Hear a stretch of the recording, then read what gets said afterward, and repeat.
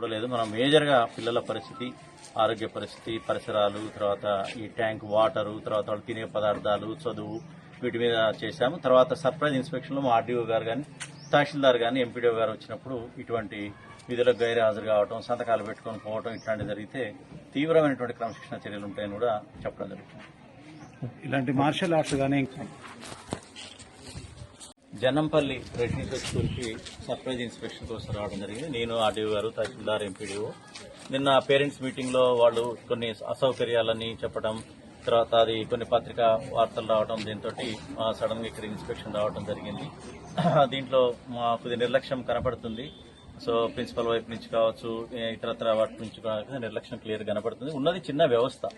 Principal అనే వ్యక్తి పూర్తిగా వ్యవస్థని పూర్తిగా తిరుగుతూ టూరింగ్ చేస్తూ చేసుకోవాల్సిన అవసరం ఉంది. సో అదేవిధంగా ఇక్కడ పిల్లలతో కూడా ఇంటరాక్ట్ చేస్తే స్నానం చేసిన తర్వాత చిన్న ఇచ్చింగ్ వస్తుందని, కోతుల బెడద విస్తృతంగా ఉందని, అంటే కోతుల బెడదకేమో పెద్ద ఎత్తున సోలార్ ఫెన్సింగ్ చేయటం, అది జిల్లా కలెక్టర్ స్టేట్ లెవెల్లో ఉంటుంది. కానీ చేయాల్సినటువంటి పనులు క్లీనింగ్, శానిటేషన్, ఇతరత్ర ఏవైతే ఉన్నాయో చేసుకుంటుంటే అవసరం ఉంది. ఇక డైనింగ్ హాల్లో కూడా కొంత నీట్నెస్ అనేది కనపడలేదు.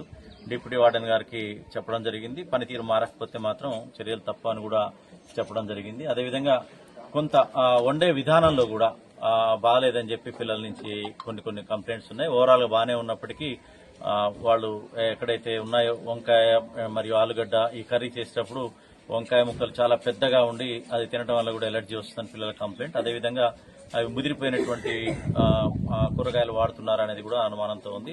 సో నేను కూరగాయల షెడ్ ని ఉన్నటువంటి ప్రాంతాన్ని కూడా చూస్తే చాలా వరకు బాగానే ఉన్నప్పటికీ కొన్ని మాత్రం చాలా పనికిరానటువంటివి ఉన్నాయి. వారికి చివరి వార్నింగ్ గా డిప్యూటీ వార్డెన్ కూడా చెప్పడం జరిగింది.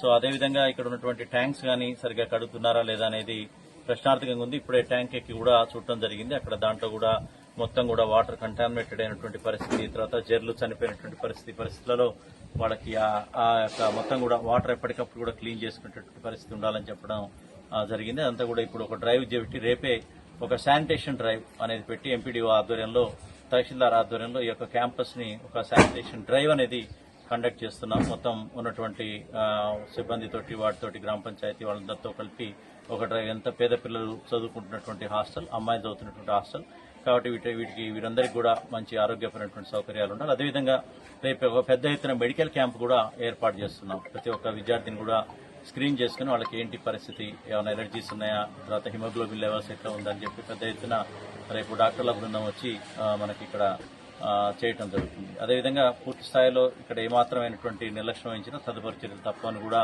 ఇక్కడ ఉన్నటువంటి ప్రిన్సిపల్ కానీ సిబ్బందికి కానీ చెప్పడం జరుగుతుంది. Thank you.